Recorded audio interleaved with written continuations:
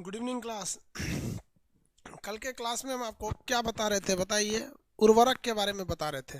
खेती करते समय यदि जब बीज बोते हैं तो किस किस तत्व की अधिकता रहती है। बीज बोते समय किसकी अधिकता होनी चाहिए, आंसर देंगे आप लोग। बीज बोते समय किसकी आवश्यकता होती है? बीज बोते समय फास्फोरस, फर्टिलाइजर बोल रहा है बेवकूफ। फास्फोरस की आवश्यकता होती है। लेकिन जब खेत में फसल लग जाती है तो फसल लगने के बाद किस चीज़ की आवश्यकता होती है? फसल लगने के बाद नाइट्रोजन की अधिकता होती है। नाइट्रोजन को पूरा करने के लिए, नाइट्रोजन की ज़रूरत को पूरा करने के लिए किसका यूज किया जाता है? तो भैया नाइट्रोजन का पूर्ति के लिए हम लोग किसका यूज करते हैं? यूरिया का। नाइट्रोजन का नाइट्रोजन पूरा करने के लिए किसका यूज करते हैं? यूरिया। देखिए, बीज बोते समय नाइट्रोजन, फास्फोरस और पोटेशियम, इसका रेशियो 1:2 कितना होता है भैया? 1:2:1। लेकिन जब आप फसल बोते हैं, जब ये बड़ा हो जाता है तो इसमें ये रेशियो बदल जाता है। NPK का रेशियो जो होता है बदल जाता है, 4:2:1 हो जाता है। ये इस तरह से हो जाते हैं। इसका मतलब मेनली आप देखेंगे पोटेशियम हर जगह एक ही जैसा है। तो पोटेशियम के लिए हम लोग किसका यूज करते हैं? पोटास का। हम लोग को ज़्यादा ज़रूरत है किस चीज़ का? नाइट्रोजन की। तो देखिए, नाइट्रोजन की पूर्ति करने के लिए हम कल बताए थे, नाइट्रोजन की पूर्ति किससे होती है? तो भैया यूरिया से होती है। किससे होती है? यूरिया से। फास्फोरस की, फास्फोरस की जरूरत super phosphate, super phosphate, super phosphate. लेकिन इन दोनों की पूर्ति किससे हो जाती है? DAP से, di ammonium phosphate. Di ammonium phosphate, DAP, di ammonium phosphate. तो अमोनियम में नाइट्रोजन भी रहता है, फास्फेट भी रह जाता है। और इसमें पोटेशियम की जरूरत तो पोटास से होती है। पोटेशियम की जरूरत की पूर्ति किससे हो जाती है? पोटास से। ये सारी चीज़ें हम आपको बता दिए थे, कंप्लीट बता दिए थे। अब रेसा बचा था बताने के लिए। क्या बच गया था? रेसा। DAP वगैरह आप लोग अपने खेत में डालते होंगे। DAP डालते हैं कि नहीं खेत में? बोकारो स्टील में भाई बताए थे आपको, बरौनी में कारखाना था, बरौनी में स्टील कारखाना, इसका उर्वरक कारखाना गोरखपुर में है और सिंदरी में। झारखंड के कहाँ पर? सिंदरी में। ये सब जगह पे क्या है भैया? कारखाने हैं सब। किस चीज़ के कारखाने हैं?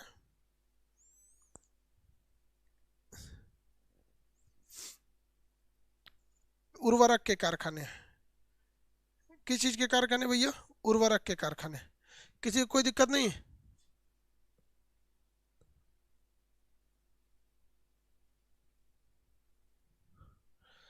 किसानों के अकाउंट में 18,000 करोड़ रुपए ट्रांसफर किया गया है।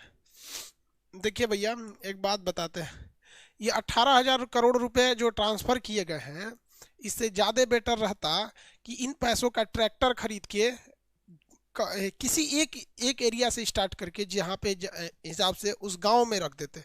और जो गांव का वार्ड मेंबर होता है उसकी जिम्मेदारी रहती है कि अपने वार्ड से ही सबका करिए। एक अस्थाई उपाय करना जरूरी है, वरना ये 18,000 करोड़ रुपए किसान के पास पहुंचेगा 500 रुपये के हिसाब से। 500 रुपया महीना पहुंचेगा, इससे ज़्यादा कुछ नहीं पहुंचेगा। खैर, ये साइंस का टॉपिक है, इसको ध्यान दीजिए। अब हम समझते हैं रेशा के बारे में। रेशा यानी फाइबर किसे कहते हैं? धागा, रेशा या धागा, या क्या कहता है? फाइबर। ये धागा होते हैं सब। ये कई तरह से मिलते हैं सब। ये कई प्रकार के धागे होते हैं सब। इसमें मेनली दो टाइप के होते हैं सब। एक होता है नेचुरल और एक होता है सिंथेटिक। नेचुरल और एक होता है सिंथेटिक। जैसे रेयान नेचुरल भी है, दूसरा सिंथेटिक भी है। नाइलॉन भी है, नाइलॉन, पॉलिएस्टर भी है। कई टाइप के होते हैं सब। चलिए हम लोग देखते हैं। सबसे पहले हम इनकी दो कैटेगरी देख लेते हैं, कैटेगरी वही हिसाब से। पहला कैटेगरी होता है नेचुरल फाइबर। पहली कैटेगरी किसे होती है? नेचुरल फाइबर, जो हमें प्रकृति से मिलता है। प्रकृति से मिलने वाला धागा बताइए। तो ये धागे दो तीन टाइप के मिलेंगे सब। कुछ जो मिलते हैं प्रकृति से, जो रेशे मिलते हैं, वो जानवरों से मिल जाते हैं। जैसे ऊन, क्या मिल जाता है? ऊन। ऊन भी तो रेशा है। मेरिनो भेड़ से मिलता है, मेरिनो भेड़ से ऊन, मेरिनो भेड़ से। रेशम यानी सिल्क, रेशम यानी सिल्क किससे मिलता है? रेशम के कीड़े से मिलता है, कीट से मिलता है। रेशम यानी कीट, रेशम के कीड़े से मिलता है। पश्मीना, पश्मीना, ये किससे मिलता है? और अंकोरा, अंकोरा। पश्मीना किससे मिलता है और अंकोरा किससे मिलता है? बता सकते हैं? ये फेमस क्वेश्चन है। पश्मीना किस चीज से मिलता है? पश्मीना, पश्मीना।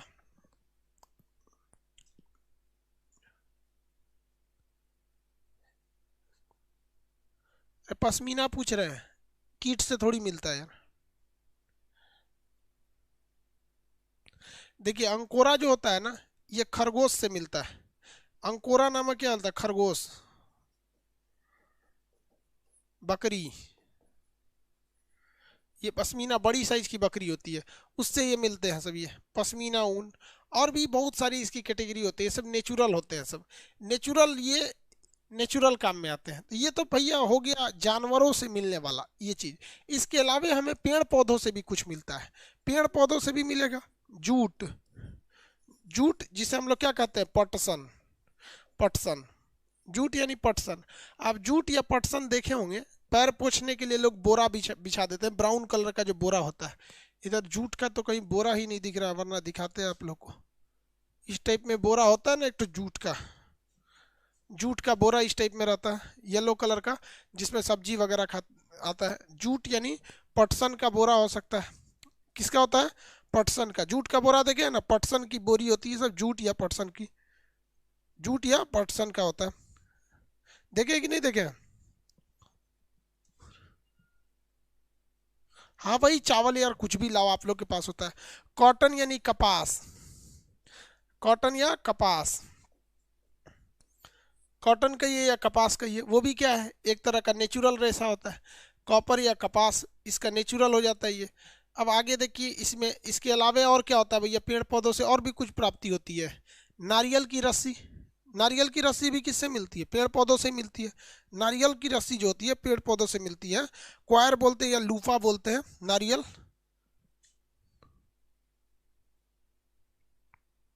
हाँ हाँ, किसान लोग के पास तो नारियल का बोरा बहुत ज्यादा होता है। देखिए लूफा देखे होंगे आप लोग। लूफा किसका होता है? नारियल की रस्सी, नारियल की रस्सी। नारियल की रस्सी जो होती है ना, मैल उल छुड़ाने के काम में आती है, या बांस वगैरह को बांधने के काम में आता है। बांस के। कॉटन यानी कपास, जूट या पटसन, अंगोरा, ये सबसे हो जाता है। और भी कोई नेचुरल जानते हैं आप लोग? पेड़ पौधे से मिलता है नेचुरल। और भी कुछ जानते हैं जो पेड़ पौधों से मिलता है? पेड़ पौधों से और भी कोई नेचुरल चीज है जो मिलेगा? आप बताइए भाई, हेल्प कीजिए हमारी। एक दो ठो आप लोग बताइए, किसान हैं लोग तो। नाम का किसान है? कितने लोग झारखंड वाले हैं? एक ठो झारखंड से आंसर आना चाहिए। झारखंड वाले एक होना चाहिए जिनका झारखंड में उस चीज का उत्पादन ज्यादा होता है। झारखंड से एक होना आना चाहिए। अरे पुआल, पुआल भी हो सकता है, पराली, लेकिन उसका खास यूज नहीं होता है।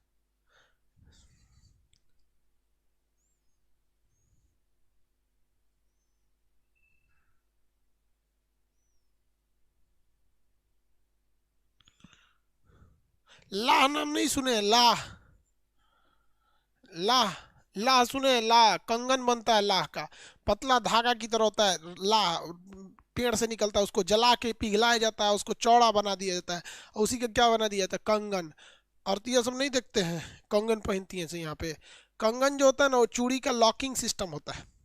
जिस तरह से घर ढलैया करते हैं ना, तो साइड साइड में बीम दे दिया जाता है ताकि घर हिले डुले नहीं, वैसे ही चूड़ी पहनती है से ना, तो शुरुआत में कोई कंगन डाल देंगे से यहाँ तक, और फिर 9 गो चूड़ी शायद पहना जाता है।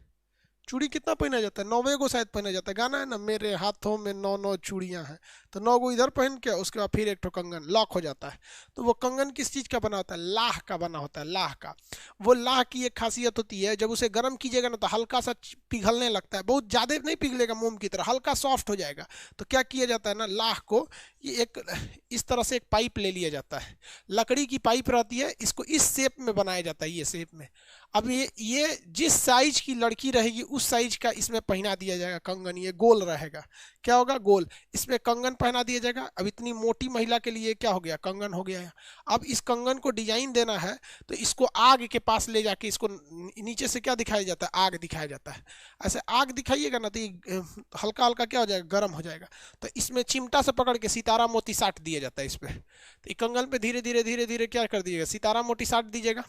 और जब ये ठंडा होगा तो सितारा मोती खूब अच्छा से पकड़ लेगा, क्या हो जाएगा, पकड़ लेगा, वही कंगन हो गया। किस चीज का बना होता है, लाह का। किसके बने होते हैं, लाह के बने होते हैं। अब मेरी ओर ध्यान से देखिएगा, जितने रेशे जानवरों से मिलते हैं, जितने रेशे जानवरों से मिलते हैं वो सब के सब बने होते हैं प्रोटीन के। किसके बने होते हैं, प्रोटीन के, याद रखिएगा, जानवरों से मिलने वाले प्रोटीन के। और जितने पेड़ पौधों से मिलते हैं वो किससे बने होते हैं, सेल्यूलोज के, सेल्यूलोज, सेल्यूलोज के बने होते हैं। किसके बने होंगे, सेल्यूलोज। जैसे एक तो कह रहा है सर, आप दौरी देखे हैं जिसमें रोटी रखा जाता है, देहात में ना रोटी रखने वाला दौरी बना होता है। कितने लोग दौरी देखे लो, रोटी वाला रखने वाला होता है, वही में बिहार में तो ठेकुआ बनाया जाता है, तो उस दौरी से दाब दिया जाता है, डिजाइन बन जाता है।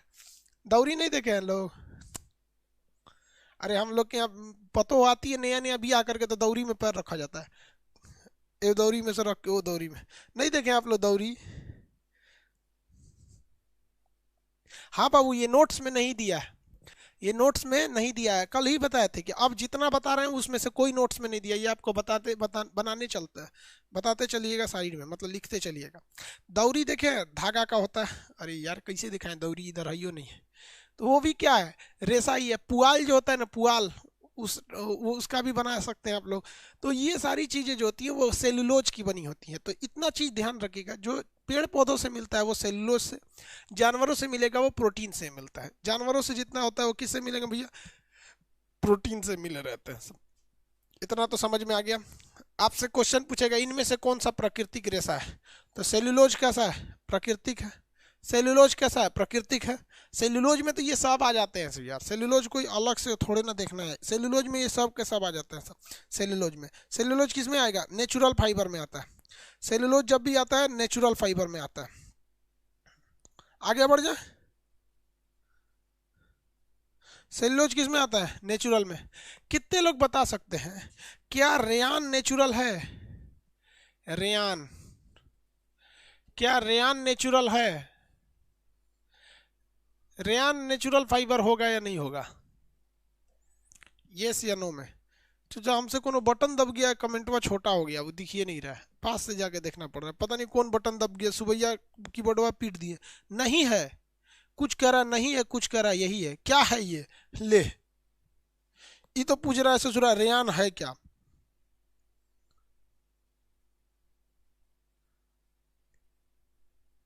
ले भाई साहब, ये रेयान पूछ रहा है क्या है, रुको तुमको हम रेयान दिखाते हैं।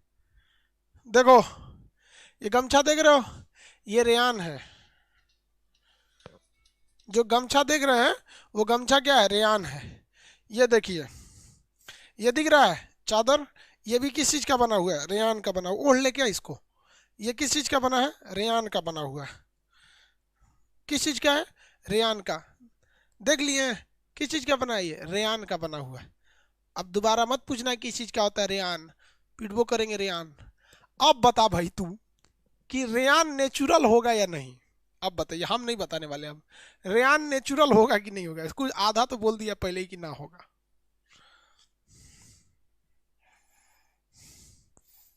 दुखिएगा ना, औरतिया साल ओढ़ लेती है, हम लोग ओढ़ लेंगे तो उलट के गिर जाएंगे लोग, सोच रहे।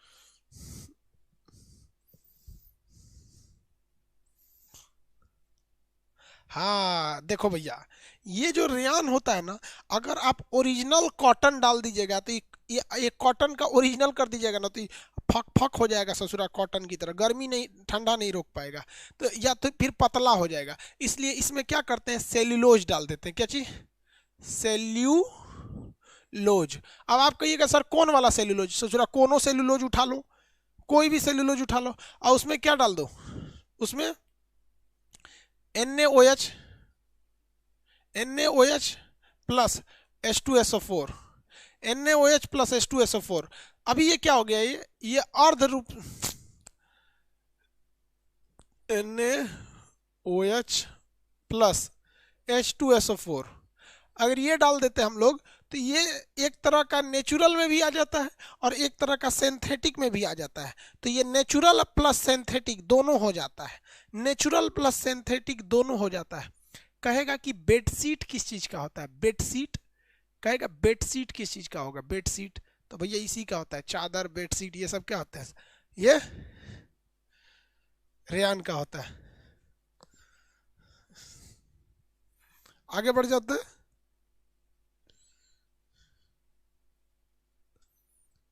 किसी को दिक्कत, सिंथेटिक का मतलब होता है जो इसे बनाया गया, तो ये अर्ध सिंथेटिक है। रेयान जो है ना, रेयान ये भैया प्राकृतिक रेशा में आता है।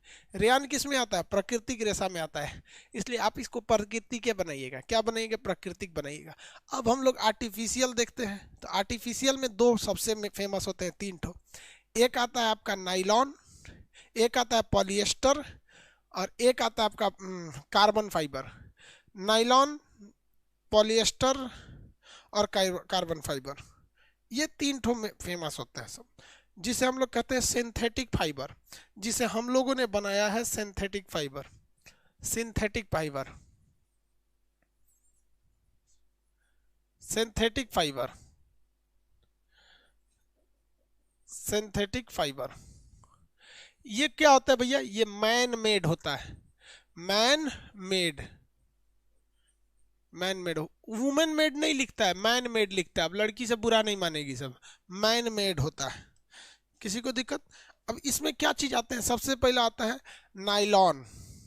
नाइलॉन देखिए भाई, नाइलॉन जो होता है इस दो जगह इसका मिली, न्यूयॉर्क और लंदन में बना था। तो न्यूयॉर्क का न्यूयॉर्क, न्यूयॉर्क, तो नाइलॉन से पहला हो गया न्यूयॉर्क और लंदन, ये न्यूयॉर्क और लंदन दोनों में मिलाकर बना था। ये फर्स्ट ऐसा रेशा था जिसे 100% सिंथेटिक रूप से बनाया गया था। फर्स्ट रेशा था जिसे 100% कैसे बनाया गया, सिंथेटिकली बनाया गया, प्रयोगशाला में मिलाकर इसे बनाया गया था नायलॉन को।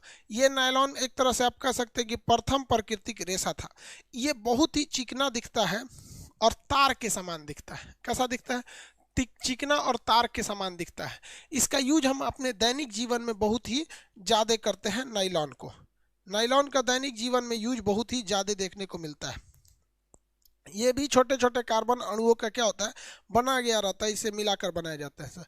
नायलॉन का यूज आपको कैसे दिखाए हम, नायलॉन कहाँ दिखा दे, कहीं मिले तब तो दिखाएं। रुकिए दिखा रहे हैं नायलॉन।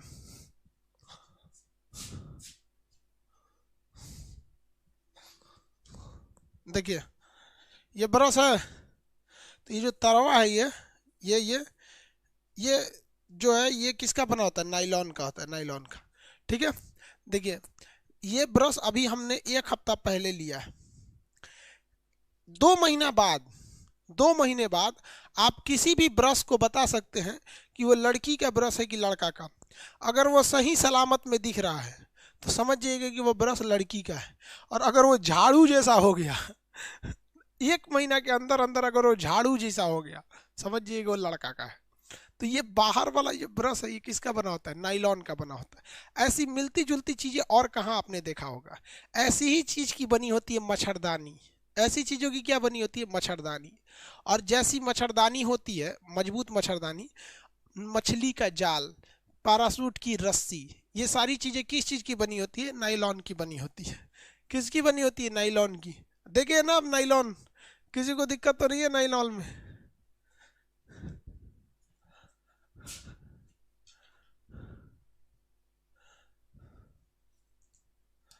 नायलॉन समझ में आ गया।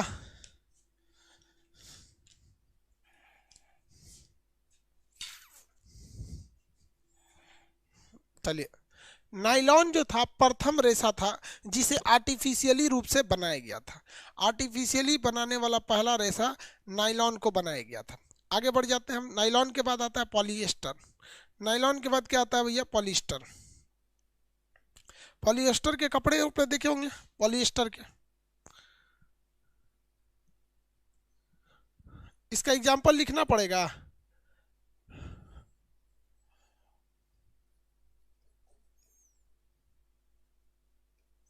पॉलिएस्टर बहुत सारे एस्टर को मिलकर बना होता है। इसका एग्जाम्पल लिख देते हैं, लिखिए ब्रश,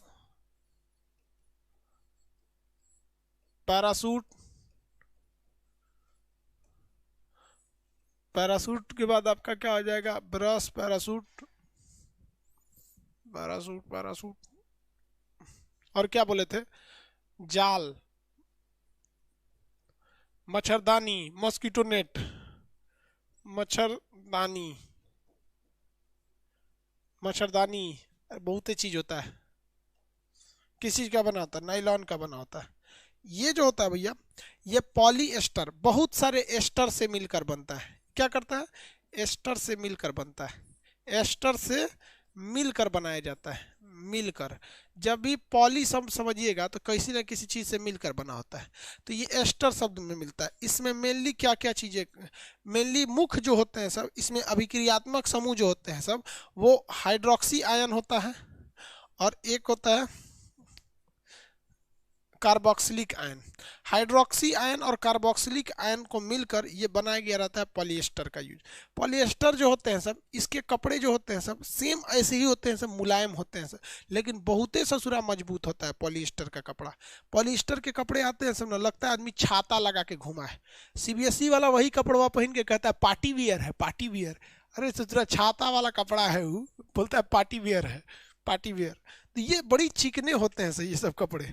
समझ में आ गया कि नहीं आ गया, थोड़ा मतलब नॉर्मल यूज से थोड़ा सा हट के होते हैं सब पॉलिएस्टर के कपड़े। आगे बढ़े,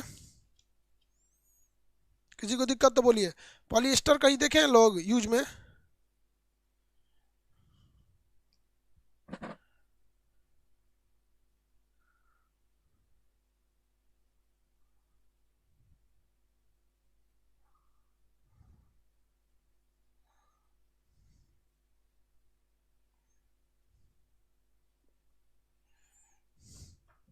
पॉलिएस्टर देखे होंगे। इसका यूज कहाँ होता है, फायर ब्रिगेड के हौज में। फायर ब्रिगेड की जो पाइप होती है वो किसकी बनी होती है, नाइलॉन की, पॉलिएस्टर की बनी होती है। कपड़े होते हैं, पॉलिएस्टर का कपड़ा बना होता है, अजीब टाइप का खड़ खड़ खड़ होता है पॉलिएस्टर के कपड़े। जानते हैं पॉलिएस्टर के कपड़ों का ज़्यादातर लोग यूज कहाँ करते हैं, पॉलिएस्टर के कपड़ों का, पॉलिएस्टर के कपड़ों का मेनली यूज किया जाता है न्योता वोता में।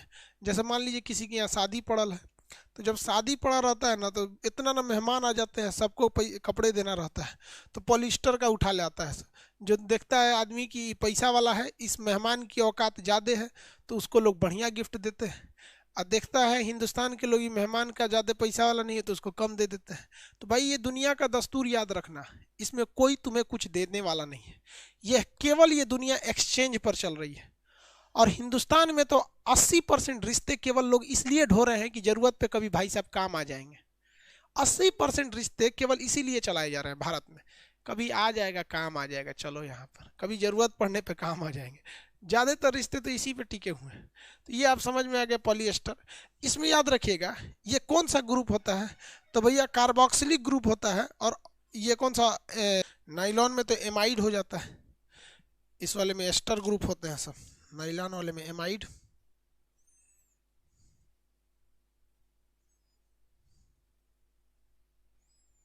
लिख लिए,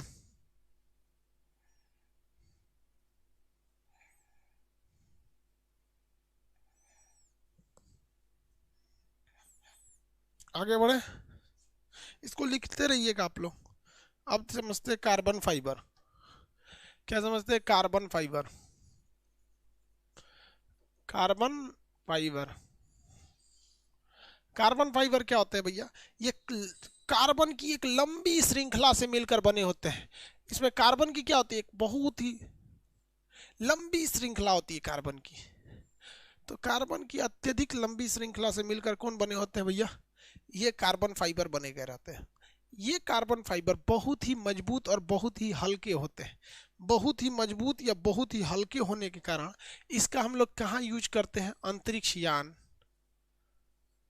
अंतरिक्ष,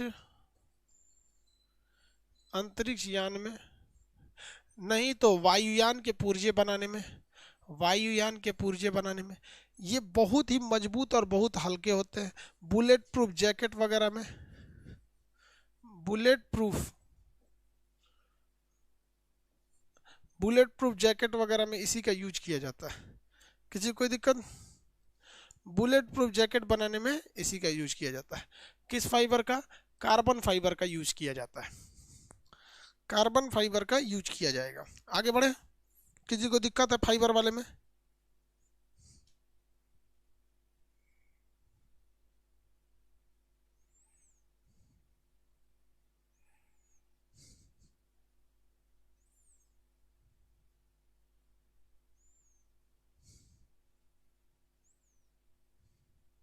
सिल्क कहाँ से मिलता है भैया? सिल्क मतलब होता है रेशम। ये कीड़े मकोड़े जो होते हैं सब ना, एक रेशम का कीड़ा होता है, उसका नाम में होता है रेशम का कीड़ा। इसे थूकता है ना, तो उसी का थुकवा उठा लिया जाता है, उसी को क्या कहते हैं लोग? रेशम का कीड़ा। इसे थूक दिया ना तो रेशम का कीड़ा हो जाता है, वही थूकवे उठा के लाते हैं लोग। तो समझ में आ गया? उसके थूक में प्रोटीन होता है। और बुढ़ौती में और ही थूकता है, भचर भचर थूकता है बुढ़ौती में। उसके बुढ़ौती की अवस्था को ना कोकून कहते हैं। सबसे पहले होता है लार्वा बचपन में, जवानी में प्यूपा, बुढ़ौती को कोकून कहते हैं। बुढ़ौती में तो भचर भचर थूकता है, एक हक कटोरा भच दे थूकेगा, तो आदमी उसको हटा के कहता है ले, और क्या करता है? थूक के उसी पे बैठ जाता है, थूकता है। वो जब रेशम बन जाता है तो उसी बैठता है कि ओ माय गॉड क्या थूके हैं हम। आदमी जाके उसी को उठा लेता है, और उसके बाद उसी रेशम के कपड़े बनते हैं, और जिसमें गाना गाते हैं लोग, इस रेशमी पाजेब के झनकार के सदके। अरे ससुरा तूने थूकल कपड़ा है, किसका? रेशम के कीड़े का है। समझ में आ गया कि नहीं आ गया? तो किसी चीज़ की अहमियत नहीं होती, अहमियत उसकी होती है कि काम कौन सा कर रहा है। यह आपका रेशा समझ में आ गया आप लोग को। रेशा के बाद अब हम आपको पढ़ाना है ऑक्सीडेशन नंबर।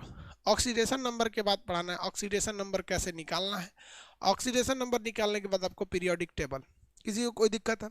आज लगभग कंप्लीट हो जाएगा। इसके बाद जो भी चलेगा वो मिसलेनियस चलेगा। आउट ऑफ मतलब उसका कोई सीक्वेंस नहीं रहेगा, मिसलेनियस क्लास होंगे सब, मिसलेनियस। लेकिन अभी जो चलेंगे वो चैप्टर के हिसाब से चलेंगे। मिसलेनियस ऑक्सीडेशन नंबर स्टार्ट किया जाए। किसी को कोई दिक्कत है? ऑक्सीडेशन नंबर बोलिए, स्टार्ट करें।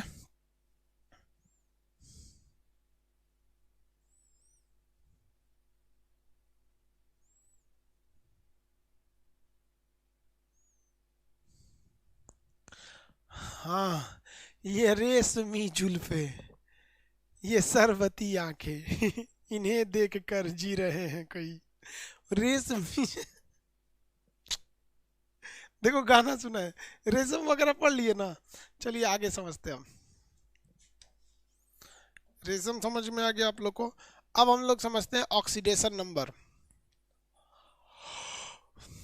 ऑक्सीडेशन नंबर,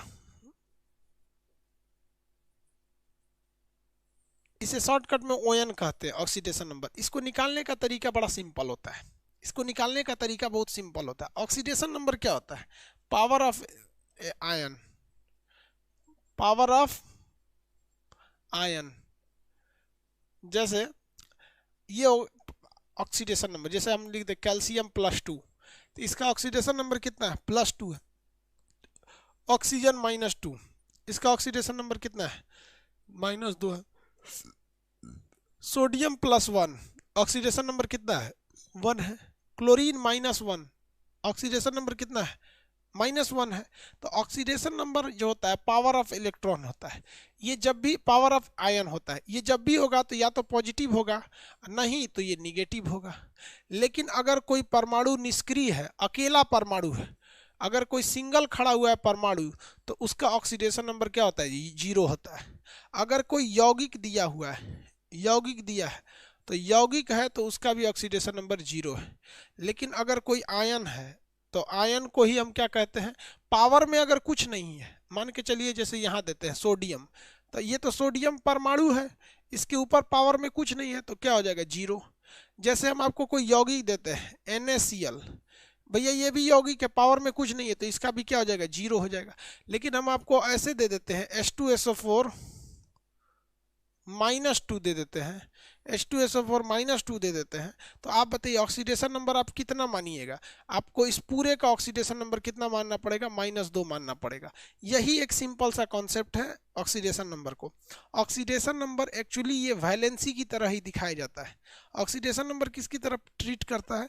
वैलेंसी की तरह ही ट्रीट करता है। ऑक्सीडेशन नंबर भी ये कोई अलग से नहीं देखना है। जैसे आपको वैलेंसी पता है सोडियम की वैलेंसी कितनी होती है +1, ऑक्सीडेशन नंबर भी +1, मैग्नीशियम की +2।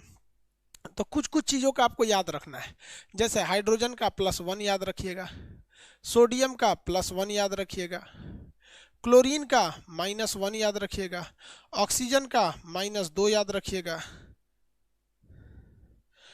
साइनाइड का -1 याद रखिएगा। ठीक है, तो कुछ कुछ चीज़ें हैं जिसका आपको ऑक्सीडेशन नंबर क्या करना है, याद रखना है। कुछ कुछ चीज़ें हैं जिसका ऑक्सीडेशन नंबर आपको क्या करना है भैया, याद रखना है। बिना उसके तो फिर आप तो बन ही नहीं पाएगा ऑक्सीडेशन नंबर, बिना उसके आप बना नहीं सकते, फिर दिक्कत हो जाएगा आपके लिए। क्योंकि अगर यौगिक नहीं है तो भैया ऑक्सीडेशन नंबर निकालने में आपको दिक्कत हो सकता है।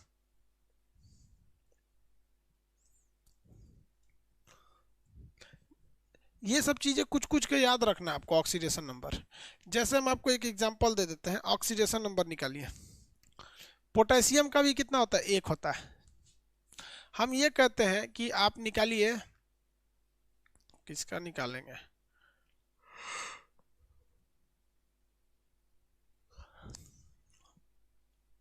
H2SO4। H2SO4 में सल्फर का निकालिए, किसका निकालिए, सल्फर का। H2SO4 में सल्फर का निकालिए। तो ऑक्सीडेशन नंबर कैसे निकलेगा, मेरी ओर ध्यान दीजिए, कुछ नहीं करना, इसमें बच्चों की चीज है ऑक्सीडेशन नंबर। क्या H2SO4 पे कोई पावर है, सबसे पहले देखिए कोई पावर है नहीं, तो इसका ऑक्सीडेशन नंबर है 0। लेकिन समस्या यहाँ ये है कि ये H2SO4 का ऑक्सीडेशन नंबर पूछा ही नहीं, इससे जरा पूछा है कि H2SO4 में सल्फर का कितना है। तो छोड़ दीजिए, जिसका नहीं पता है उसको वैसे ही छोड़ दीजिए, जिसका पता है लिखिए, अपने से इक्वेशन बराबर हो जाएगा। हाइड्रोजन का कितना होता है, +1, 2 का गुणा करेंगे 2, सल्फर पता ही नहीं है, खुदे पूछा है। ऑक्सीजन का कितना होता है, -2, -2 में 2 4 का गुणा करेंगे तो -8, कितना हो गया, -8, बराबर कितना हो गया, 0। सल्फर हो गया -6, ये देखिए 8 और ये -6 बराबर 0, सल्फर बराबर कितना होगा, +6। तो एक चीज याद रखिएगा, ये सूत्र प्लस और माइनस लगाना जरूरी है, प्लस और माइनस लगाना जरूरी है, बिना प्लस माइनस का ही सॉल्व नहीं होगा, बिना प्लस माइनस के सॉल्व नहीं होगा। बहुत सिंपल तरीका होता है, पहले पूरे इक्वेशन को 0 कीजिए, उसके बाद आपका काम खत्म हो जाएगा। पूरे इक्वेशन को 0 करेंगे, आपका काम खत्म हो जाएगा। लेकिन अगर हम यही पूछ देते हैं कि नहीं आप इसमें नहीं बताइए, आप बताइए H2SO4 -2 में सल्फर का ऑक्सीडेशन नंबर बताइए। अब यहाँ बताइए दोनों में अंतर क्या है, बहुत खास का अंतर नहीं है, वहाँ ऑक्सीडेशन नंबर 0 था, यहाँ क्या होगा, यहाँ निकाल के दिखाइए।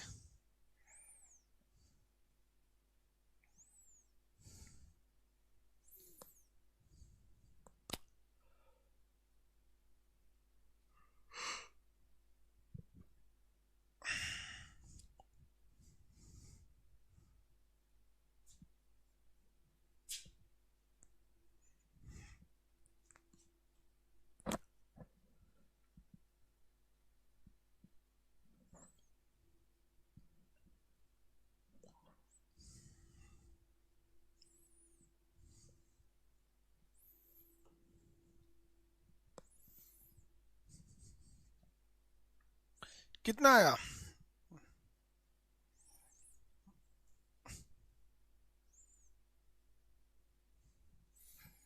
देखिए ये H2SO4 -2 है, इसलिए इसका ऑक्सीडेशन नंबर होगा -2, क्योंकि पावर ये है। अब बाकी की वैल्यू रखिए 2 प्लस सल्फर, ये -2 होता है, 4 का गुणा करेंगे तो -8, ये तो आगे जा चुका है, इसलिए अब इसको छोड़ देना है, अब इसको छोड़ देना है। हो गया, कितना हो गया भैया, -6, उधर जाएगा तो +4, कितना आ गया भाई, +4, +4। ये 2 टाइप का क्वेश्चन देता है आपको, ठीक है, यही 2 टाइप का देगा, या तो पावर में कुछ रहेगा तो उसको आगे ले आ दीजिए, पावर में कुछ नहीं तो 0 ला दीजिए। आगे एक और एग्जांपल देता है, K2Cr2O4, K2Cr2O7, K2Cr2O7 में क्रोमियम का बताइए। इसमें थोड़ा सा हट के लगेगा क्योंकि क्रोमियम में भी 2 का गुणा है। क्रोमियम का बताइए, K2Cr2O में क्रोमियम का बताइए, कितना आना चाहिए क्रोमियम का।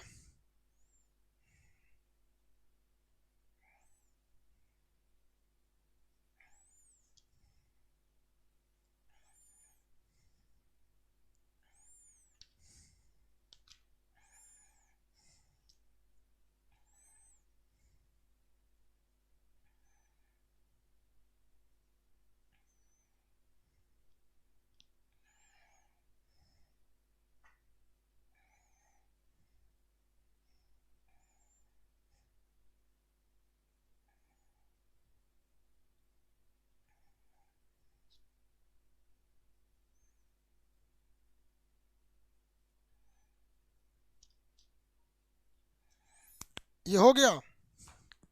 कितना आया पता नहीं, कितना ला रहे हैं आप लोग, चलिए देखते हैं। K2Cr2O7 ओवरऑल का कितना होगा, 0 होगा। 2 का गुणा करेंगे तो 2 हो गया। इसमें इसको पता ही नहीं है सी आर, तो हमको सी आर को एक्स मान लेते हैं। एक्स में 2 का गुणा है तो 2x मान लेते हैं। ऑक्सीजन का कितना होता है, -2 में इसका गुणा करेंगे 7 का तो -14।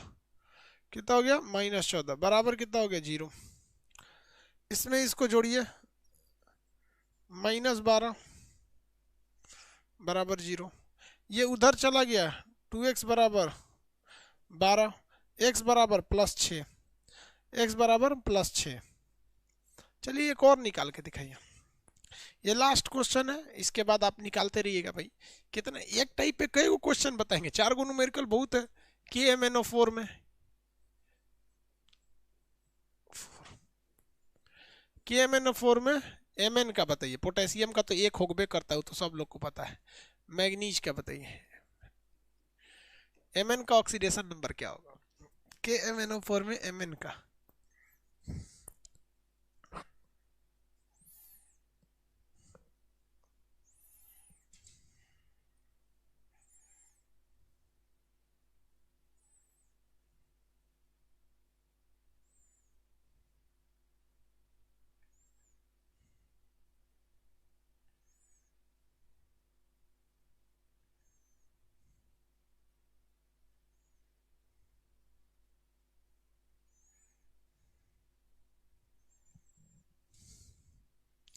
प्लस माइनस में बताओ ना यार, 7 -7 भूल जाते हो लोग, 20 बार बोले उसमें प्लस माइनस रहेगा। हम का यहाँ लोल हैं जो प्लस लिखे हैं।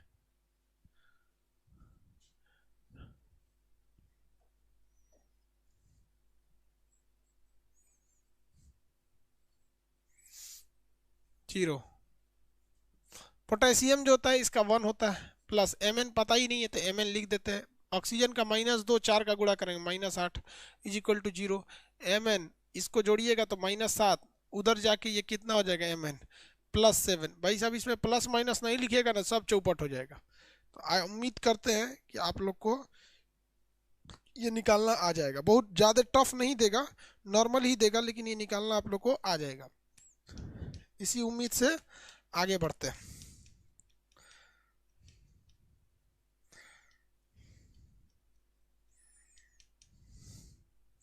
किसी को कोई दिक्कत है, किसी को कोई दिक्कत नहीं, किसी को कोई दिक्कत नहीं, वाह, किसी को कोई दिक्कत नहीं है।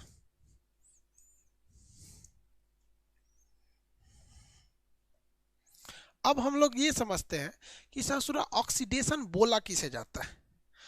हम लोग किसे कहेंगे कि ऑक्सीडेशन हो गया।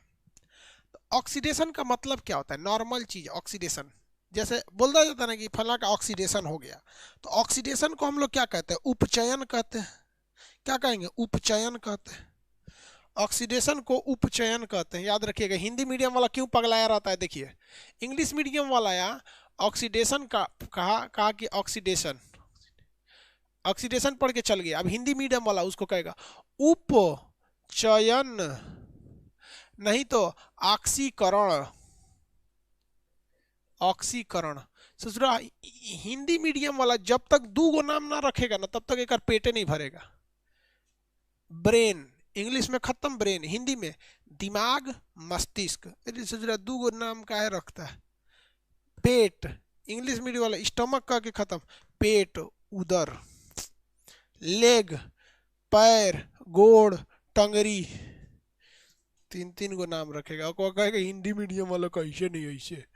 ऑक्सीडेशन क्या चीज होता है, तो भैया एक तो पहला चीज होता है कि ऑक्सीजन से जुड़ना। सबसे फर्स्ट ऑफ ऑल क्या होता है, ऑक्सीजन से जुड़ना।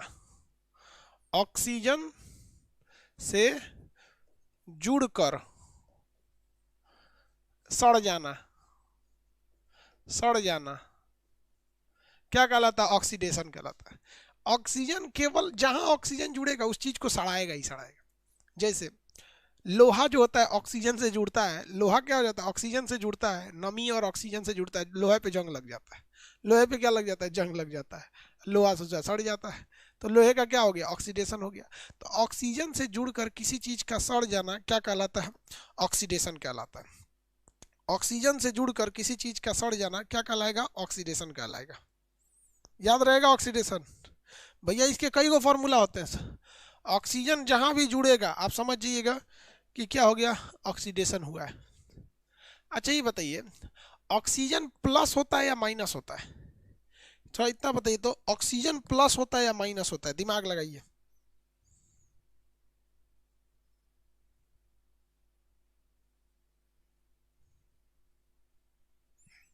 माइनस होता है।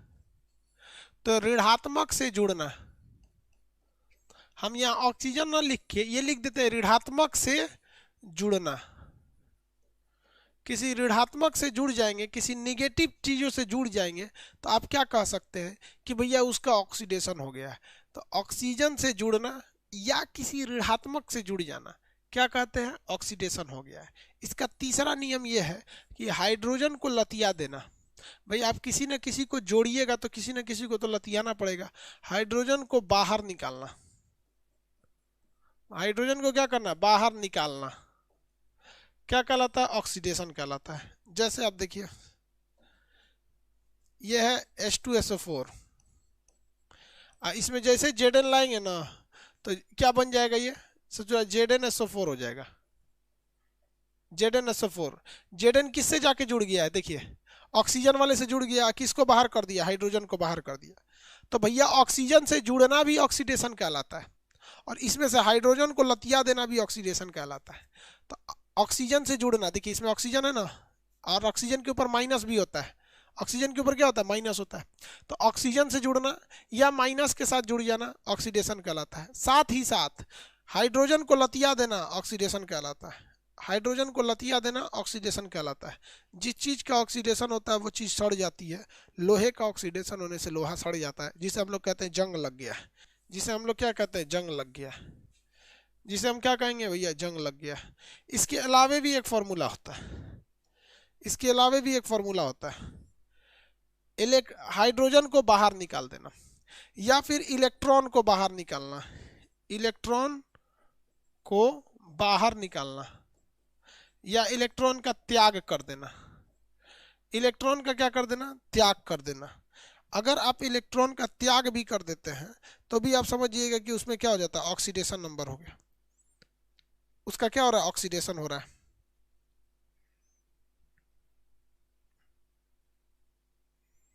क्या हो रहा है भैया, ऑक्सीडेशन हो रहा है।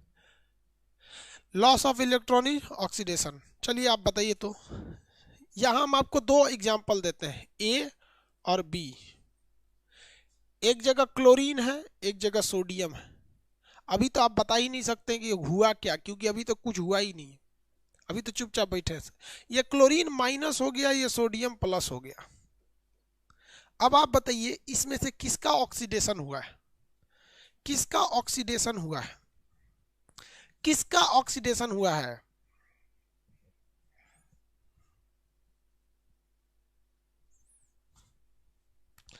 किसका ऑक्सीडेशन हुआ है, अरे घोंचू सब, अरे बैला, इसमें क्लोरीन कैसे बोल रहा है रे। क्लोरीन पर माइनस का मतलब होता है ई इलेक्ट्रॉन को लेके आया है, तो लॉस कहाँ लगा है। हम अब ये ना बता रहे हैं कि इलेक्ट्रॉन का बाहर निकालना या फिर त्याग कर देना ऑक्सीडेशन कहलाता है। हे भगवान, हे भगवान। तो ये ना ऑक्सीजन को बाहर, देखो भैया ये इलेक्ट्रॉन को क्या किया है, बाहर निकाला है। क्या होता है, इलेक्ट्रॉन को बाहर निकाल दिया है। तो इलेक्ट्रॉन को बाहर निकालना या फिर धनायन बोल देते हैं, धनायन, धनायन। इलेक्ट्रॉन को बाहर निकालेगा तो धनायन यानी पॉजिटिव चार्ज हो जाता है, जिसे हम लोग एनायन कहते हैं। हो गया। ये चार परिभाषा, ये क्या है, चार ठो परिभाषा है इसकी। कैसी परिभाषा है, चार परिभाषा है। अब एक चीज आप बताइए, इसमें अगर आप ध्यान से देखेंगे ना तो चार परिभाषा नहीं, एक के परिभाषा को दो तरह से किया है। जैसे देखिए सोडियम है, कितने इलेक्ट्रॉन? 11। सोडियम के पास कितने होते हैं? 11। अगर आप सोडियम प्लस कर देते हैं तो ये क्या हो जाता है? 10 हो जाता है। क्या हो जाता है? 10 होता है। ये क्या हो जाता है? 10। अरे भैया प्लस की होते हैं इलेक्ट्रॉन जाएगा ना 10। अब देखो भाई साहब यहाँ पे कई बार एक की चीज को कहेगा इलेक्ट्रॉन को बाहर निकाल देना। हाँ भैया बाहर निकाले हैं 10 हो गया तब एगो प्लस हुआ है, तो उसी को बाहर निकालना या त्याग करिए, ये हो गया यहाँ पर। समझ में आ गया कि नहीं आ गया? दूसरा देखिए ऋण से जुड़ना। भैया हाई प्लस है, हाई जब दिख रहा है कि प्लस है तो कोनो घोंचू बोलेगा का कि जाके फिर प्लस से जुड़ जाएगा? अरे ये प्लस बनबे किया है कोनो निगेटिव से जुड़ने के लिए, तो निगेटिव से जुड़ जाना, निगेटिव से जुड़ जाना, बतिया बराबर है। और निगेटिव में ऑक्सीजन होता है, ऑक्सीजन से भी जुड़ जा सकता है। तो एक के चीज को 4 बार घुमा के बोल रहा है। एक और चीज कहते हैं, एक और चीज, ऑक्सीडेशन नंबर का बढ़ जाना।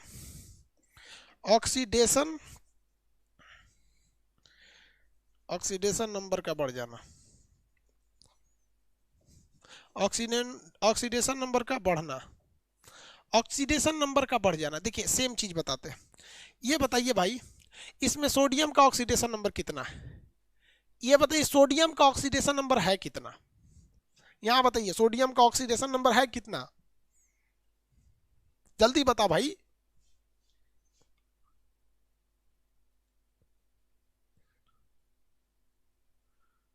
अरे घोचू यहां पे तुमको पावर कुछ दिख रहा है रे? लोल कहीं का +1 बोलता है, मारेंगे के फाइट उधिया के गिरेगा उधर। यहाँ पे हम कितनी बार बताएं जब तक प्लस नहीं दिखता है केमिस्ट्री और फिजिक्स में अपने मन से कुछ नहीं होता है।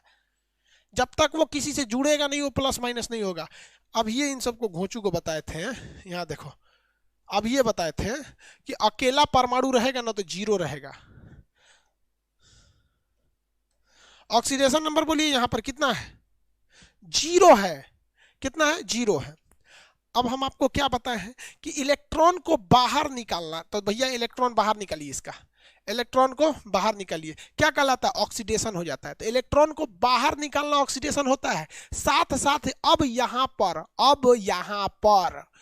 यहां पर इसका ऑक्सीडेशन नंबर कितना हो जाएगा?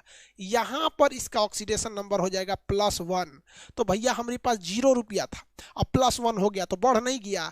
तो ये भैया एक के चीजवा को बार घुमा के कहेगा, बार घुमा के कहेगा। या तो तू बोल धनायन को भी ऑक्सीडेशन कहते हैं, या ई बोल कि इलेक्ट्रॉन को त्याग देना भी क्या कहते हैं? ऑक्सीडेशन कहते हैं। या तो ई बोल कि ऑक्सीडेशन नंबर का बढ़ जाना ऑक्सीडेशन होता है, चाहे ई कहो कि निगेटिव से जुड़ने के लिए ललाइल रहते हैं, यानी निगेटिव से जुड़ जाना ऑक्सीडेशन कहलाता है। और नमोवे में छुपल है ऑक्सीडेशन, माने ऑक्सीजन से तो जुड़बे करेगा, और जब जुड़ेगा तो लतियाएगा किसको यार? हाइड्रोजन को लतियाएगा। काम खत्म। 5 गो जिसको पता उसको ऑक्सीडेशन नंबर पता है। सीधी सीधी बात, किसी चीज का सड़ जाना, खराब हो जाना ऑक्सीडेशन कहलाता है। क्या कहलाता है? ऑक्सीडेशन कहलाता है।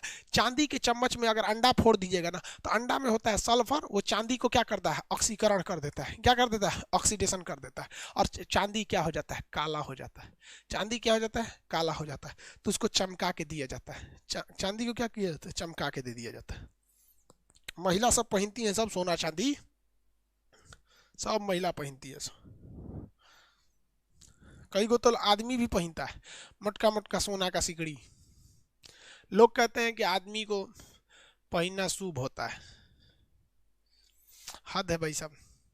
गीता में स्पष्ट लिखा है, कृष्ण भगवान ने कहा है कि तिर्या चरित्र पुरुषस्त्र भागम दैवो न जाना कोतो मनुष्यम, कि किसी पुरुष का भाग्य और किसी नारी का चरित्र भगवान को भी नहीं पता है। कोतो मनुष्यम, दैवो न जाना मतलब देवताओं को भी नहीं पता है। कोतो मनुष्यम, तो मनुष्य की औकात क्या है? तो मनुष्य लोग पहन घूमता है लोग कि हम आइंस्टीन बन जाएंगे। गीता पढ़, उसमें क्या लिखा है? समझ में आ रहा है? अच्छा ये बताओ यार, हमने कुछ नया नहीं बताया, हम एक के फॉर्मूला पे सब कुछ बता दिए। देखिए ऑक्सीजन का ऑक्सीडेशन नमूने से लग रहा है ससुरा ऑक्सीजन को जोड़ेगा। तो जहां कहीं भी आप किसी रिएक्शन में देखेंगे ऑक्सीजन को जोड़ रहा है, ऑक्सीजन को क्या कर रहा है? जोड़ रहा है। जैसे देखिए तो एगो हम एग्जांपल देते हैं।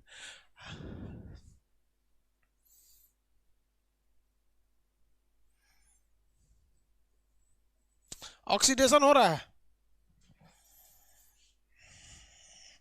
आराम से हो रहा है। तो जहां कहीं भी ऑक्सीजन ऑक्सीडेशन होता है तो ऑक्सीजन जुड़ता है, उसको क्या कहते हैं? ऑक्सीडेशन। अब ऑक्सीजन को जोड़ेगा और कहीं उसी लगले लगले याद रखिएगा तो हाइड्रोजन को लतिया देगा। हाइड्रोजन को लतिया देगा तो ऑक्सीडेशन, ऑक्सीजन को जोड़ दिया तो लतिया, काम खत्म।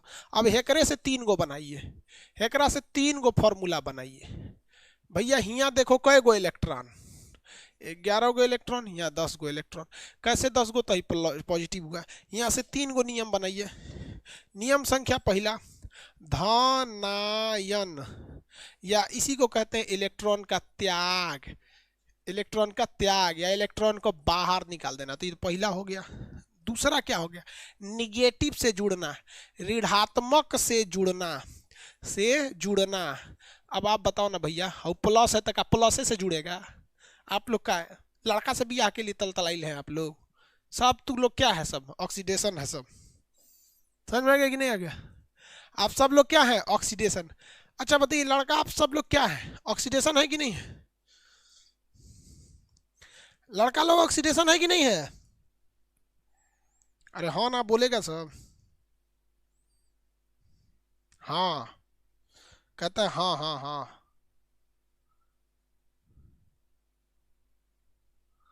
कह रहा है कि हाँ सर, हाँ हम लोग पॉजिटिव चार्ज है, हाँ हैं, हाँ हैं। अरे बकवा, ठीक तुम बात बोला है, लेकिन जरा ये अंजाम तो देखो। ऑक्सीडेशन जिसका होता है वो सड़ जाता है, ऑक्सीडेशन जिसका होता है वो सड़ जाता है।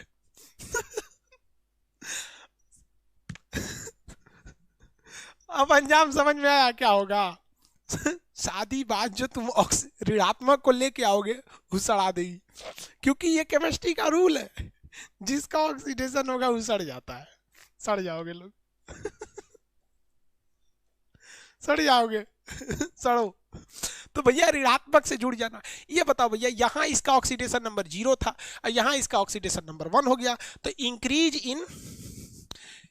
इन किस में, oxidation number, increase in oxidation number, इसका ऑक्सीडेशन हो गया। यार हमको नहीं लगता है कि इसमें कोई लड़का, मतलब लड़का क्या यार, इसको लड़की भी समझ जाएगी इसको। बस एक फॉर्मूला याद रखें, सोडियम से सोडियम प्लस बना दे, यहीं से ससुरा 3 गो चीज आ जाएगा। सोडियम से सोडियम प्लस हुआ यानी धनात्मक हो गया, या इलेक्ट्रॉन का त्याग हो गया, इलेक्ट्रॉन को बाहर निकाल दिया, पहला चीज। दूसरा प्लस हुआ है ना ससुरा, निगेटिव से जुड़ने के लिए तलतलाइल रहेगा। तीसरा चीज प्लस हुआ है, यानी इधर 0 था उधर प्लस हुआ है, यानी ऑक्सीडेशन का बढ़ जाना, ऑक्सीडेशन नंबर। अब हम लोग जनरल भाषा में समझते हैं ऑक्सीडेशन, ऑक्सीडेशन का मतलब ऑक्सीजन से जुड़ जाना और खुद को सड़ा लेना, ऑक्सीडेशन कहलाता है। अगर ऑक्सीडेशन को जोड़ेगा तो हाइड्रोजन को लतिया देगा। 5 नियम जिसको याद रहेगा, ऑक्सीडेशन पता है, इन्हीं 5 को उलाट देंगे तो रिडक्शन हो जाता है। इन 5 को उलाट दिए तो क्या हो जाता है, रिडक्शन हो जाता है। नहीं समझा?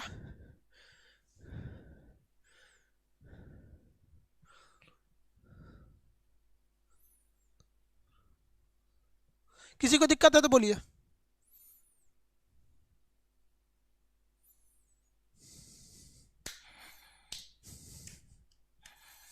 आगे देखते हैं। किसी को प्रॉब्लम है ऑक्सीडेशन में? यार शिक्षा को ना, एजुकेशन को हम रोस्टिंग बना देंगे। जिस तरह से कैसे लोग कैरी मिनाटी को देखते हैं रोस्ट करने के लिए, उस तरह से आने वाले वक्त में 2 से 4 साल में हर विद्यार्थी रोस्टिंग के लिए एजुकेशन देखेगा। अच्छा मन नहीं लग रहा है, टेंशन में, चलो कुछ पढ़ लेते हैं, ऑक्सीडेशन ही पढ़ लेते हैं, रिएक्शन ही पढ़ लेते हैं। पढ़ाई एक खेल है, खेल। जो इसे समझ गया वो जीत गया, जिसको लगा बोझ वो मजदूरी करेगा। अब रिडक्शन देखते हैं, एक एग्जाम्पल हम देंगे तो आप पकड़ लेंगे कि नहीं पकड़ लेंगे?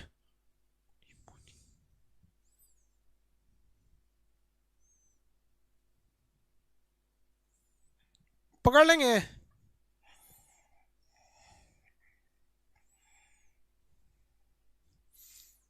देखते हैं कितने लोग पकड़ लेंगे।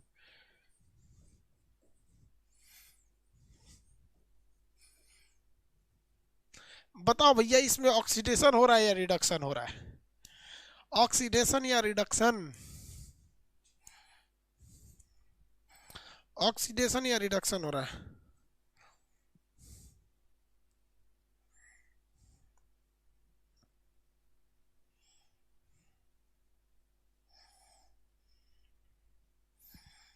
अरे भैया देखो, ये यहाँ 2 गो इलेक्ट्रॉन को लतियाया था, यहाँ 3 को लतिया दिया तो इलेक्ट्रॉन को तो बाहर ही निकाला है, धनायन और बढ़ गया। ठीक है, ऑक्सीडेशन नंबर में +2 था, यहाँ 3 हो गया, बढ़िया गया यहाँ पर।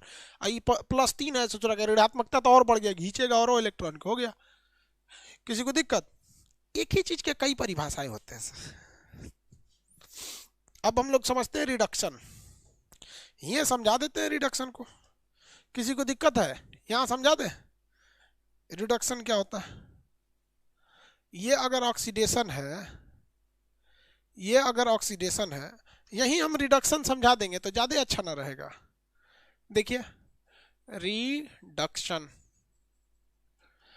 अपचयन, अपचयन इसको कहते हैं, उसे ऑक्सीकारक कहते हैं, इसे अवकारक कहते हैं, अवकारक, अवकारक। हो गया। 5 गो नियम इसमें तो 5 गो इसमें भी। उसमें है ऑक्सीजन से जुड़ना, इसमें होगा हाइड्रोजन से जुड़ना, हाइड्रोजन से जुड़ना, हाइड्रोजन से जुड़ना, जुड़ना। यहां देखिए थोड़ा सा सीक्वेंस में लिख देते हैं। ऑक्सीजन से जुड़ने का मतलब हो गया हाइड्रोजन को लतियाना, तो हम हाइड्रोजन को यहां लिख देते हैं, ऋणात्मक से जुड़ना नीचे लिख देते हैं। ठीक है, किसी को दिक्कत तो नहीं है? हाँ, किसी को कोई दिक्कत नहीं ना है? अरे यार, हम इसी को थोड़ा सिस्टमेटिक लिख देते हैं। देखो, पढ़ाएं सभी हैं, सिस्टमेटिक थोड़ा लिख देते हैं।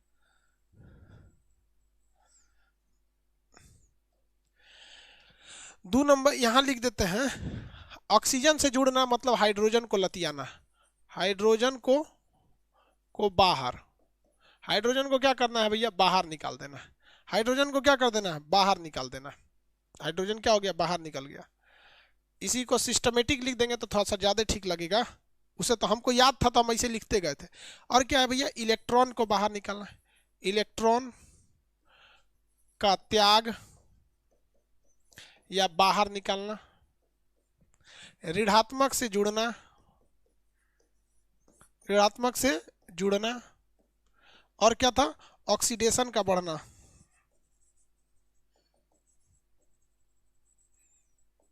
ऑक्सीडेशन नंबर का बढ़ना। ये सीक्वेंस में लिख दिए ताकि याद रहेगा। ये तो देखा देखी याद हो जाएगा, ये समझ के याद हो जाएगा। किसी को दिक्कत? लड़की सबको बताइए, कुछ नया किए हैं कि वही किए हैं? कुछ नया है कि उसी को सुधार के लिखे हैं? कुछ नया किए हैं इसमें?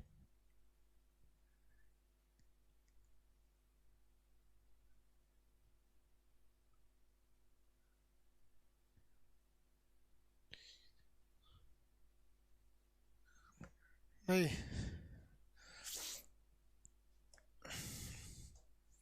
चलिए, हाइड्रोजन से जुड़ना तो किसे बाहर निकालेगा? देखिए उल्टा कीजिए, ये हाइड्रोजन को बाहर निकाला था, ये ऑक्सीजन को बाहर निकालेगा, ऑक्सीजन को बाहर कर देगा, ऑक्सीजन को क्या कर देगा? बाहर कर देगा। चलिए, अब यहां देखिए, वो इलेक्ट्रॉन का त्याग किया था तो ये क्या करेगा? इलेक्ट्रॉन ग्रहण, इलेक्ट्रॉन का ग्रहण यानी रिसीव कर लेगा, रिसीव यानी ग्रहण कर लेगा, रिसीव कर लेगा।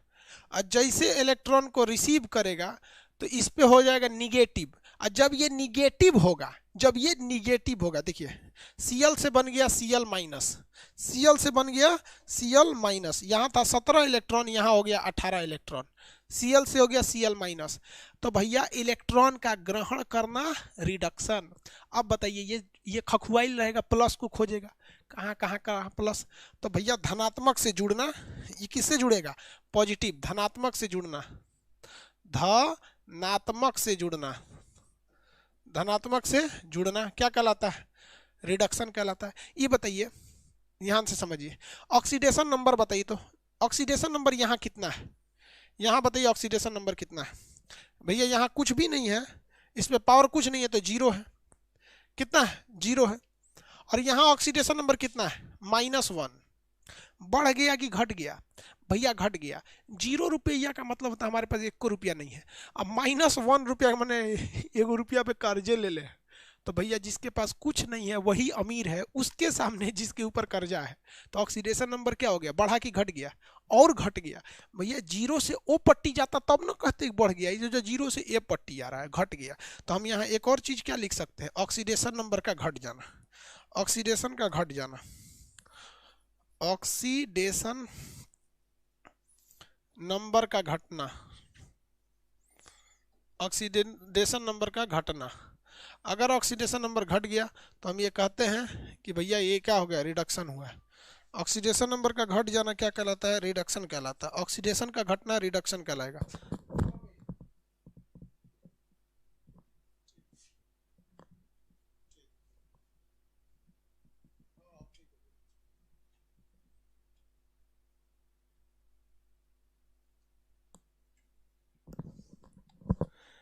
भाई किसी को ऑक्सीडेशन में दिक्कत, ऑक्सीडेशन नंबर निकालने में दिक्कत, आराम से देख के पहचान जाएंगे किसका क्या हुआ, किसका क्या नहीं हुआ।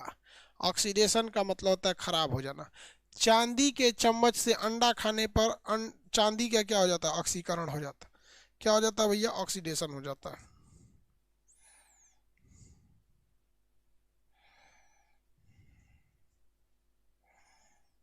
आगे बढ़ जा।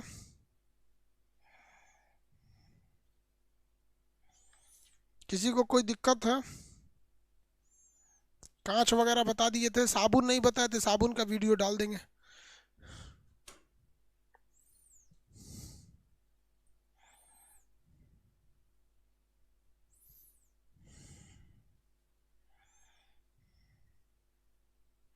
साबुन और पानी नहीं पढ़ाए हैं, साबुन और पानी नहीं पढ़ा है।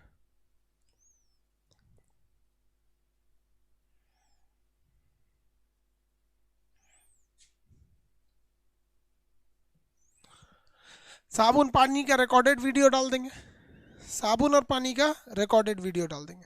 अब हम लोग समझते हैं पीरियोडिक टेबल के बारे में। किसके बारे में, पीरियोडिक टेबल। पीरियोडिक टेबल आधा हम पहले पढ़ाए हैं। कब, याद कीजिए, जब हम परमाणु संख्या बता रहे थे तब, कि जैसे जैसे आप नीचे जाते हैं परमाणु का आकार बड़ा होने लगता है, और जैसे जैसे इधर जाते हैं परमाणु का आकार छोटा होने लगता है। ये सारी चीज़ें आकार वगैरह तो बताए हैं। अब थोड़ा पीरियोडिक टेबल की हिस्ट्री पे चलते हैं। पीरियोडिक टेबल की हिस्ट्री पे, पीरियोडिक टेबल, तो देखिए भैया, पीरियोडिक टेबल जो है, इन ये बनाने की कोशिश तो बहुत लोगों ने किया था। किसने किया था, बहुत सारे लोगों ने पीरियोडिक टेबल को सोचा बनाया जाए। सबसे पहले ये सोचते हैं कि सोच रहे ये पीरियोडिक टेबल होता क्या है, पीरियोडिक टेबल होता क्या है। चलिए भैया, क्या होता है पीरियोडिक टेबल। जैसे हम आपसे कहें कि हिंदुस्तान के जितने बड़े बड़े नेता हैं, मंत्री हैं, उन्हें आप एक ही जगह कहाँ देख सकते हैं, आप बताइए।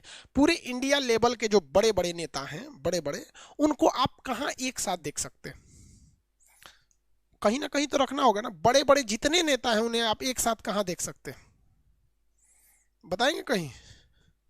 संसद में, पार्लियामेंट में, वेरी गुड।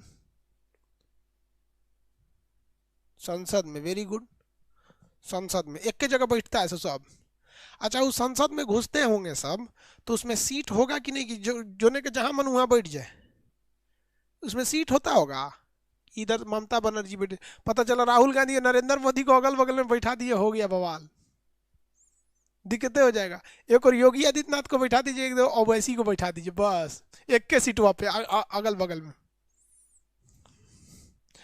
एक को एक का वोट चाहिए, एक को एक का वोट चाहिए, सब अपना अपना फाइलम बनीले हैं। हमको हाई मिल जाए, हमको हाई मिल जाए, बीच में पिसाओ लोग जिनको पिसाना है।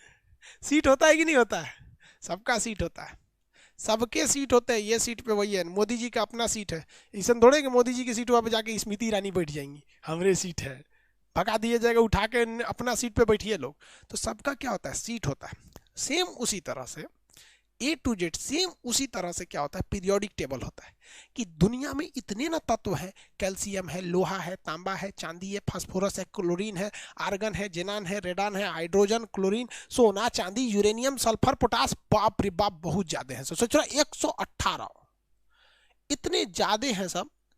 लेकिन इनको कहाँ रखा जाए, इन्हें कहाँ रखा जाए, तो इन्हें सजाने के लिए एक सीट आई थी। जिस तरह से संसद भवन होता है, संसद भवन में भी सीटें होती हैं बैठने के लिए।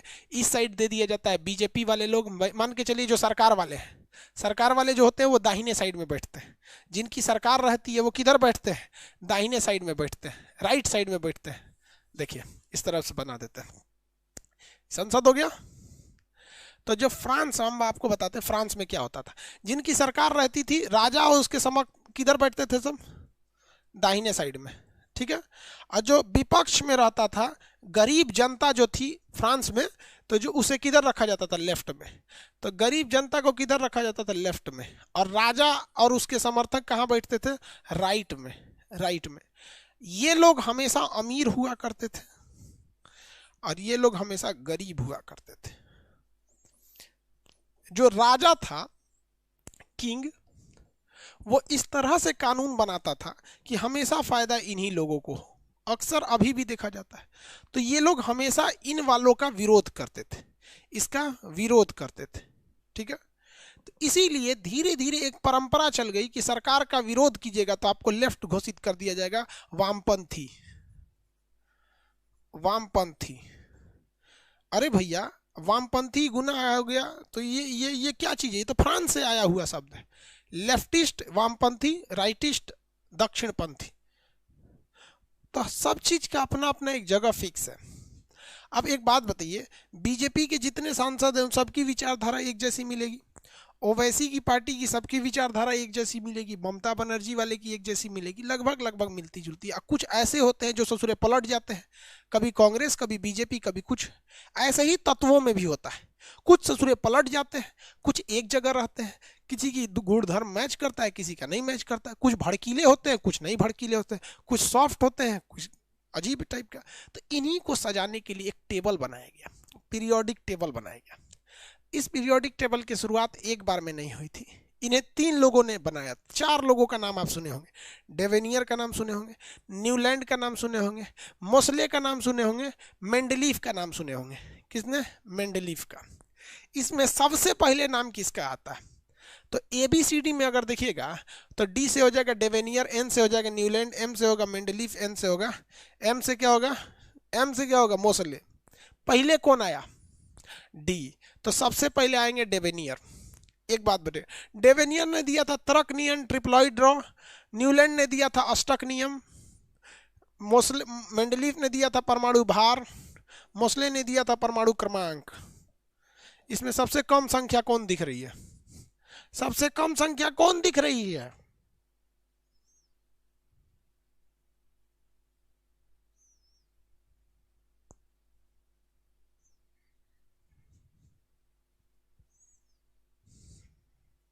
कौन संख्या दिख रही है भैया? फर्स्ट वाला, हाँ। तो देखिए, इस ससुरा दिखने में ABCD में भी पहले ही नंबर पे आ गया, और यहाँ पे भी ABCD पे ही चौथे नंबर पे आएगा, चौथा नंबर पे ABCD, ABCD। तो सबसे पहले न्यूलैंड ने आया था, चौथे स्थान पे इन्होंने तर्क नियम दिया था। कौन सा नियम दिया था? तर्क नियम। याद रखने का ट्रिक समझ में आ गया? एगो याद हो गया, सब याद हो जाएगा बस। सबसे पहले कौन है? डेवेनियर, डेवेनियर, डेवेनियर आए थे। और ये डेवेनियर ने क्या दिया था? ट्रिप्लॉइड नियम दिया था, ट्रिप्लॉइड, तर्क नियम। तर्क नियम महाफालतू नियम था ये। इन्होंने कहा था कि तत्वों को इस तरह से सजाना चाहिए, पीरियोडिक टेबल में तत्वों को इस तरह से सजाना चाहिए कि साइड वाला, यहाँ वाला जो तत्व है और यहाँ वाला जो तत्व है, इन दोनों का अगर हम भार निकालें और उसमें 2 का भाग दें तो जो भागफल आएगा उसी संख्या के तत्व को यहाँ रखा जाएगा। क्या किया जाएगा? रखा जाएगा। तो भाई साहब बड़ी दिक्कत हो गया। पहले यहाँ हम उसी को रखेंगे, जैसे मान के चलिए यहाँ हमने रख दिया किसी तत्व का परमाणु क्रमांक है 4 और किसी दूसरे तत्व का परमाणु क्रमांक है, भार है 8।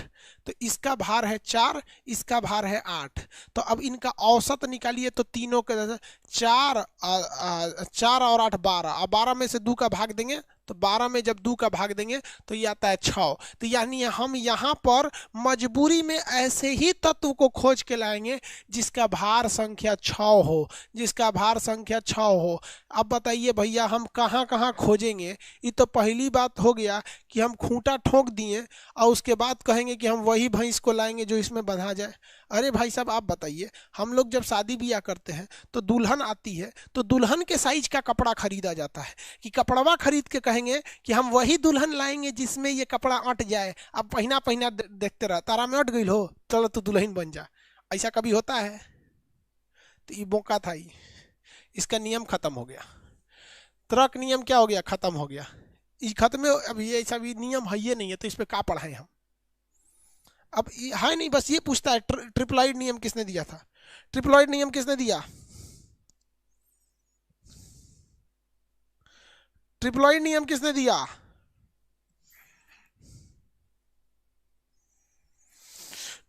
डेवेनियर ने दिया था। अब आए थे भैया न्यूलैंड, न्यूलैंड ने ऑक्टेट नियम दिया। कौन सा नियम, ऑक्टेट, ऑक्टेट नियम, अष्टक नियम, अष्टक नियम।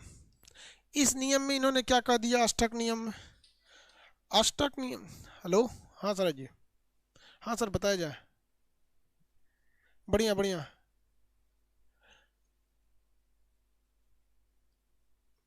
हाँ हाँ हाँ, अच्छा बढ़िया बढ़िया। अभी तो एक्चुअली हम वीडियो में कुछ बोले नहीं, हम फिर बता देंगे, अभी तो क्लास ही ले रहे हैं हम। वो कोई दिक्कत नहीं है, अचानक उठा लेगा सब, कोई दिक्कत, टेंशन नहीं लीजिए। हम्म, अच्छा अच्छा, कोई बात नहीं, कोई अभी हम बता देंगे। अभी यूट्यूब पर अभी वीडियो ही नहीं जा रही है एक हफ्ते से, इन्हीं लड़कों का क्लास लेना है, रात 2-2 बज जाते हैं, 1 बज जाते हैं क्लास लेते लेते। ठीक ठीक ठीक, ठीक ठीक, ओके। जितने लड़कों को बुक नहीं मिली है, 1 लाख बुक और छाप दी गई। जो पहले जो बुक खत्म हो गई थी, 1 लाख और छाप दी गई, अभी आ गया, छप के निकल भी गया। ले लेंगे लोग करंट अफेयर की बुक, भाई साहब जल्दी से जल्दी ले लेंगे, क्योंकि करंट अफेयर का फर्स्ट लॉट खत्म हो चुका है। चलिए यहाँ देखिए, ये ससुरे क्या कहे थे ऑक्टेट नियम के हिसाब से, इनका एक अलग ही स्वैग था। पीरियोडिक टेबल उस दिन डाउनलोड किए थे ना, इसको पहचान रहे हैं लोग, कौन कौन पहचान रहा है इसको, ये किसी वीडियो में इसको कितने लोग पहचान रहे हैं। हाँ यही सब पहचानबे करेगा सर। अब मेंडलीफ का फोटो दिखाएंगे तो नहीं पहचानेगा सर, कि सर ये मेंडलीफ है, ओकर दिखाएं तो धाए दे पहचान गया सर, ये बबुआ तू लोग ना।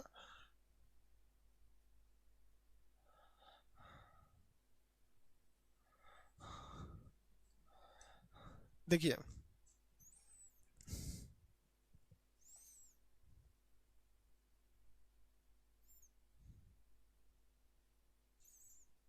आगे देखते हैं लोग, चलिए ध्यान से देखिए, न्यूलैंड ने क्या कहा था, सुनिए सुनिए ध्यान से देखिए, न्यूलैंड ने क्या कहा था, जितना आया सब ना पहले वैज्ञानिक, उसने कहा कि अगर हम इन तत्वों को ऐसे सजा देंगे ना, तो हर 8 तत्वों के बाद, हर 8 तत्व के बाद, अष्टक नियम ऑक्टेट नियम में क्या कहा गया था, कि मान के चलिए यहाँ कोई तत्व है जैसे कैल्शियम है, तो हर 8वां तत्व जो होगा इसी से मैच करेगा। ये पहला हो गया, दूसरा, तीसरा, चौथा, 5वां, 6वां, 7वां, 8वां, यानी इस चीज को किससे मैच करना चाहिए था, इससे।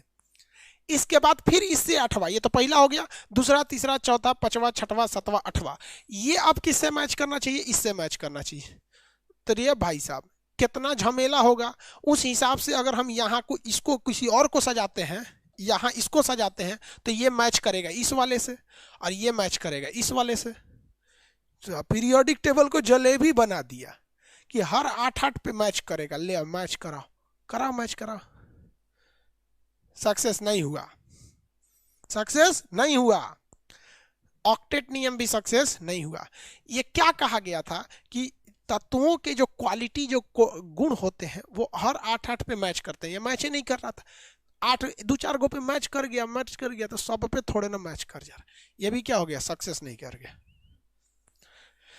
डेवेनियर का फेल, न्यूलैंड का फेल, डेवेनियर का फेल, न्यूलैंड का फेल। अब कौन आए थे, मेंडलीफ, मेंडलीफ का सक्सेस कर गया था, मेंडलीफ। इन्होंने कहा कि देखो भैया, जो पीरियोडिक टेबल में है ना, उसको इस तरह से सजाओ ही नहीं, क्या करो आप उसको परमाणु भार के हिसाब से सजा दो, परमाणु भार के हिसाब से सजा दो। जो जो परमाणु भार है, जैसे जिसका परमाणु भार है 1 है वो 1 पे रह जाएगा, जिसका 2 है वो 2 पे रह जाएगा, जिसका 3 है वो 3 पे, जिसका 4 है तो 4 पे रह जाएगा। समझ में आ गया कि नहीं आ गया? तो इन्होंने कहा कि परमाणु भार के हिसाब से सजा दीजिए।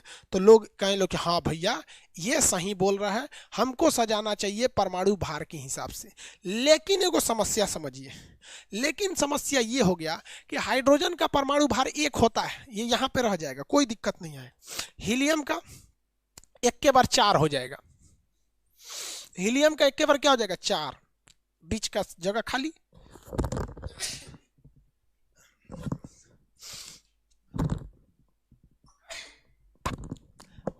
अब इसके बाद उन्होंने कहा भार के हिसाब से 5 कोनों का भारे नहीं होता है, लिथियम का होता है 6, बेरिलियम का हो जाता है 9, 9 के बाद 10 होना चाहिए ना, तो ठीक है बोरान का 10 होता है, 10 के बाद 11 होना चाहिए, कार्बन का 12 हो जाता है, 12 के बाद 13, 13 कोनों का होता ही नहीं, नाइट्रोजन का 14 हो जाता है। तो लोगों ने कहा ए मेंडलीफ हुआ, इनमें तो खाली जगह छूट जा रहा है, सबका सीटें नहीं बैठ रहा है, करा ये काम कीजिए, जो सीट नहीं बैठ रहा है ना खाली जगह छोड़ दीजिए, आने वाला वैज्ञानिक कोई तत्व खोजेगा सब उनमें बैठा देगा सब। तो भविष्य में आने वाले तत्वों के लिए मेंडलीफ ने क्या किया था, जगह छोड़ दिया था। मेंडलीफ ने क्या किया था, जगह छोड़ दिया था। लेकिन मेंडलीफ की आवर्त सारणी सक्सेस कर गई थी, परफेक्ट नहीं थी लेकिन सक्सेस कर गई थी, परफेक्ट नहीं थी लेकिन सक्सेस कर गई थी। तो इसीलिए मेंडलीफ को हम लोग क्या कहते हैं, पीरियोडिक टेबल का बाप, जनक कहा जाता है। क्या कहा जाता है, जनक कहा जाता है, कि इसी ने पहला दिमाग दिया कि पीरियोडिक टेबल में कैसे चीजों को रखा जाता है। और इन्होंने क्या किया था, जो लाइन बनाई थी, जो लाइन बनाई थी, 1 लाइन 2 3 4 5 6 7, इन्होंने कितनी लाइन बनाई थी, 7 लाइनें बनाई थी। और इस तरह से कितना बनाया था, 9 ठो, 1 2 3 4 5 6 7 8 9, यानी मेंडलीफ का पीरियोडिक टेबल इतना ही था, मेंडलीफ का पीरियोडिक टेबल इतना ही था। इसके बाद के एरिया को मेंडलीफ ने खाली छोड़ दिया था कि आने वाले वैज्ञानिक तत्वों का जब खोज होगा तो इधर रखा जाएगा। और वाकई में उस समय इतने तत्व नहीं थे, उस समय 57 तत्व थे, 58। तो उसके बावजूद मेंडलीफ को पता था कि आने वाले समय में तत्वों की खोज होगी तो उसे इधर रखा जाएगा। तो मेंडलीफ की आवर्त सारणी में वर्गों की संख्या, वर्ग मतलब होता ऊपर नीचे ऐसे ऐसे, याद रखने का तरीका समझिए। हम लोग भी जब पढ़ते थे ना तो भूल जाते थे, ससुराई आवर्त है कि वर्ग है, तो ध्यान से समझिए कैसे याद रखिएगा। जैसे हम आपसे कह देते हैं 4 का वर्ग लिखिए, किसका वर्ग लिखना है, 4 का वर्ग लिखिए, तो क्या करते हैं, 4 का वर्ग ऐसे लिख देते हैं, ये 4 का वर्ग है, ये 4 का वर्ग है।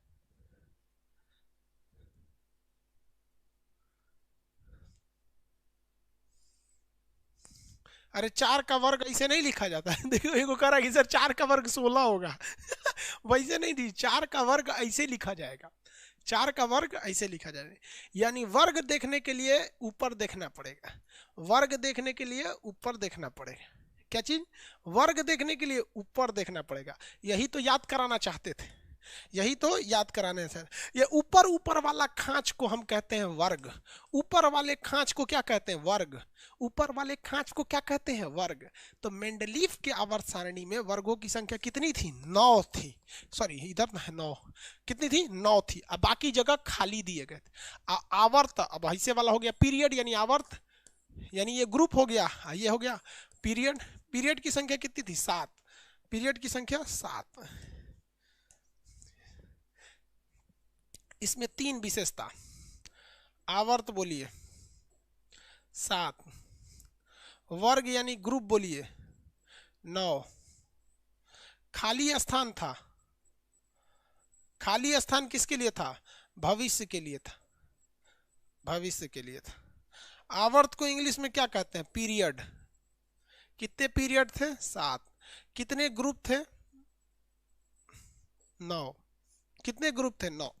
लेकिन ये 100% सक्सेस नहीं हुआ क्योंकि बीच बीच में गैप बन जाता था।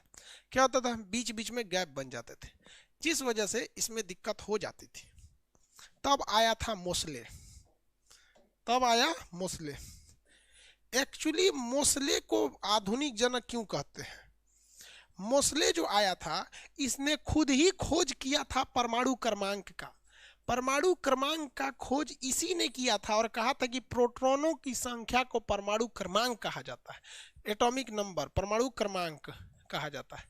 और इसी ने कहा कि देखिए तत्वों को सजाने का सबसे बेहतरीन तरीका है कोई दिमाग नहीं लगाइए, कुछ मत कीजिए, जितना परमाणु क्रमांक है लाइन से सजा दीजिए। परमाणु क्रमांक है उसको कैसे सजा दीजिए, लाइन से सजा दीजिए। तो आज भी देखिए किस हिसाब से सजे हुए हैं, लाइन से सजे हुए हैं, 1 2 3 4 5 6 7 8 9 10 11 12 13 14, समझ गया। तो अभी जो हम लोग आधुनिक पीरियोडिक टेबल फॉलो करते हैं वो किसने बनाया था? तो आधुनिक पीरियोडिक टेबल का जनक किसे माना जाता है? आधुनिक मॉडर्न पीरियोडिक टेबल का जनक मोसले को कहते हैं। किसे कहते हैं? मोसले को कहते हैं। कहेगा कि परमाणु क्रमांक के आवर्ती फलन, आवर्ती फलन का मतलब होता है कि नियम, फलन का मतलब क्या होता है? नियम, फंक्शन। तो कह रहा है कि पीरियोडिक टेबल जो होता है वो किसका फलन यानी किसके नियम पर चलता है? तो वो परमाणु क्रमांक वाले नियम पर चलता है। कहेगा कि मेंडलीफ का परमाणु पीरियोडिक टेबल, मेंडलीफ का पीरियोडिक टेबल किसका आवर्ती फलन था यानी किस नियम पर चल रहा था? तो परमाणु भार पर चल रहा था। लेकिन कहेगा कि मोसले का परमाणु पीरियोडिक टेबल किसका आवर्ती फलन है? तो मोसले का परमाणु पीरियोडिक टेबल किसका आवर्ती फलन है, किसका पीरियोडिक फंक्शन है? तो the modern periodic table which was made by Mosley, it is the function of periodic function of atomic number, परमाणु क्रमांक का आवर्ती फलन है। किसका आवर्ती फलन है? परमाणु क्रमांक। तो देखो भैया घबराना नहीं, आवर्ती फलन जब आए एग्जाम में लिखा रहेगा मेंडलीफ का आवर्त सारणी आवर्ती फलन है तो उसको काट देना कलम से। वो तुमको जानबूझ के बहकाने के लिए बोल रहा है कि तुम घचपचा जाओ, उसको काट के आगे पढ़ना। जब मान के चलो हमने काट दिया आवर्ती फलन तो क्वेश्चन क्या हो जाएगा? मेंडलीफ का आवर्त सारणी आधारित है, दाएं दे ऑप्शन बी पे लिखा रहता है, परमाणु भार मार दीजिएगा। लेकिन जहां पूरा पढ़ लिए मेंडलीफ का आवर्त सारणी किसके आवर्ती फलन पर आधारित है तो दिमागे घूम जाएगा। इससे आवर्ती फलन, what is this, I don't know. किसी को दिक्कत तो बोलो।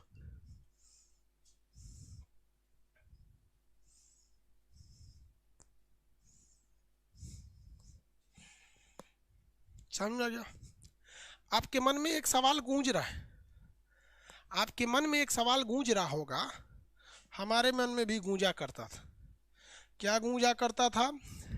कि भैया हाइड्रोजन हेदे है, हाइड्रोजन हेदे है, हाई है हाइड्रोजन, ससुरा हिये हीलियमवा को काहे नहीं रखा, हेतना हेला के उधर काहे रखा, जबकि इसमें परमाणु क्रमांक 1 है तो 2 हिये रख देता।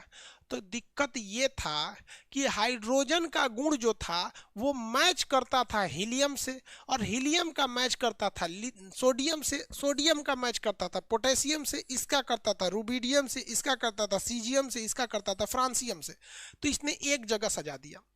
फिर इसकी लंबाई इस तरह से डिसाइड किया, इस तरह से डिसाइड किया कि ये इसका परमाणु क्रमांक था 3। अब ये सोचा कि भैया मैच तो करता है ये हाइड्रोजन में से, लेकिन इसका परमाणु क्रमांक है 3, इसलिए उस ससुरा को कोना में गैप किया यहाँ पर। और ये जितने थे सब हीलियम, नियान, आर्गन, क्रिप्टन, जेनान, रेडान, ये सब आपस में मैच करते थे। तो इसको उबड़ खाबड़ इस हिसाब से बनाया गया है, इस हिसाब से बनाया गया है जानबूझ के कि एक जैसे गुणधर्म वाले चीज एक ही जैसे वर्ग में आए, एक जैसे वर्ग में आए, जानबूझ के उबड़ खाबड़ किया गया है। इसको जानबूझकर उबड़ खाबड़ किया गया है। इसको बनाने में कई साल लगे थे इस उबड़ खाबड़ आकृति को। किसी को दिक्कत तो बोलिए। पीरियोडिक टेबल का हिस्ट्री में किसी को दिक्कत तो बताइए।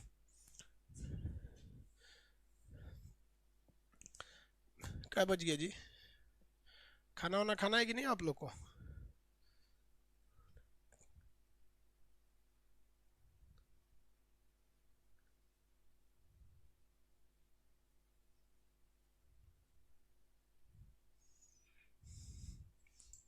किसी को दिक्कत पीरियोडिक टेबल में?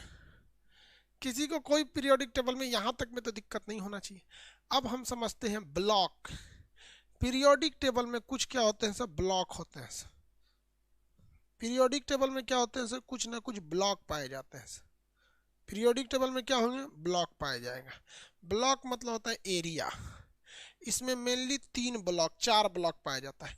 इस ब्लॉक को कहते हैं एस ब्लॉक। इस ब्लॉक को क्या कहते हैं, एस ब्लॉक। इस एस ब्लॉक में जितने चीजें पाए जाते हैं वो बहुत ही हल्के होते हैं, मुलायम होते हैं, ज्यादा भारी नहीं होते हैं, ज्यादा भारी नहीं होते हैं, बहुत ही ज्यादा एक्टिव होते हैं, किसी से जाके सट जाते हैं। इसीलिए ये जब भी जमीन में पाए जाते हैं शुद्ध रूप से नहीं पाएंगे, किसी न किसी से सट्टल मिलेंगे सब, किसी न किसी से सट्टल मिलेगा सब। ये हल्के होते हैं, जैसे सबसे हल्का लिथियम होता है। ये बहुत ही क्रियाशील होते हैं, जैसे पोटेशियम होता है, जैसे सोडियम होता है। सोडियम इतना क्रियाशील होता है, इतना एक्टिव होता है कि ससुरा को मट्टी तेल में रखना पड़ता है, नहीं तो धधक जाएगा, पानी में रख देंगे तो यहाँ पर। सबसे क्रियाशील पोटेशियम होता है, सबसे हल्का लिथियम होता है। हाइड्रोजन को आवारा तत्व तो कहा जाता है, कहीं भाग जाता है यहाँ पर, किसी को दिक्कत। तो ये हल्के होते हैं, इन्हें आराम से काटा जा सकता है। सोडियम एक ऐसा धातु है जिसे चाकू से काटा जा सकता है, चाकू से काटा जा सकता है। तो ये है भैया एस ब्लॉक। इधर वाला कहलाता है पी ब्लॉक। ये क्या कहलाएगा, पी ब्लॉक। ये पी ब्लॉक में आपको सॉलिड भी देखने को मिलेगा, लिक्विड भी देखने को मिलेगा, गैस भी देखने को मिलेगा। इसमें मेटल भी मिलेगा, नॉन मेटल भी मिलेगा, और आपका ये मेटलॉइड यानी अर्धचालक भी देखने को मिलेगा। इसमें सारी वैरायटी देखने को मिल जाती है। इसमें अक्रिय गैस भी देखने को मिल जाते हैं। ये है आपका पी ब्लॉक। अब आते हैं हम लोग, थोड़ा नजर दौड़ाते हैं डी ब्लॉक की ओर। ये सबसे ज्यादा तत्व किसमें है, सब डी ब्लॉक में है। इस ससुरे सब बहुते मजबूत होता है, सब बहुते मजबूत होता है सब। क्या होंगे सब, बहुते मजबूत होता है सब। हमारी जरूरत की ज्यादातर चीजें इसी में है, हमारी जरूरत की ज्यादातर चीजें इसी में है। चाहे वो स्टील बनाने के लिए क्रोमियम हो, घर बनाने के लिए लोहा हो, विटामिन B12 में कोबाल्ट हो, चाहे वो निकल हो, चाहे वो कॉपर हो, चाहे वो जिंक हो, सोना हो, चांदी हो, प्लेटिनम हो, जितनी चीजें जो जरूरत की हैं, टंगस्टन है, मोल्वेडेनियम है, हमारी जरूरत की ज्यादातर चीजें, आम जनजीवन की चीजें डी ब्लॉक में रहती हैं। किस ब्लॉक में रहती हैं, डी ब्लॉक में रहती हैं। और जितना खचरा चीज होता है बम बारूद वाला, वो सब जाता है एफ ब्लॉक में। किस ब्लॉक में, एफ ब्लॉक में। किस ब्लॉक में जाता है, एफ ब्लॉक में जाता है। तो पीरियोडिक टेबल में कितने ब्लॉक होते हैं, 4 ब्लॉक। पहले ओवरऑल ब्लॉक समझिए, S block, P block, D block, F block. S block, P block, S block, D block, F block. तो ये होते हैं सब भैया ब्लॉक। कितने ब्लॉक होते हैं भाई, तो 4 ब्लॉक होते हैं। कितने ब्लॉक, 4 ब्लॉक होते हैं। किसी को दिक्कत। अब इनको अलग अलग विशेषता पढ़ेंगे लोग, जब तक आपको थोड़ा दे देते हैं रेस्ट। आप खा लीजिए खाना, फिर मिलेंगे हम पीरियोडिक टेबल में। इसके बाद आपको कल दे देंगे पीरियोडिक टेबल के 400 क्वेश्चन। उस क्वेश्चन को ऐसे ही याद रखिएगा जैसे आपको यमराज का नाम पता है, जैसे आपको अपना नाम पता है। आप अगर उसे याद कर लिए तो आप समझिए कि केमिस्ट्री में आपसे क्वेश्चन छूट ही नहीं सकता है। केमिस्ट्री में आपसे क्वेश्चन छूट ही नहीं सकता है पीरियोडिक टेबल। आगे बढ़े।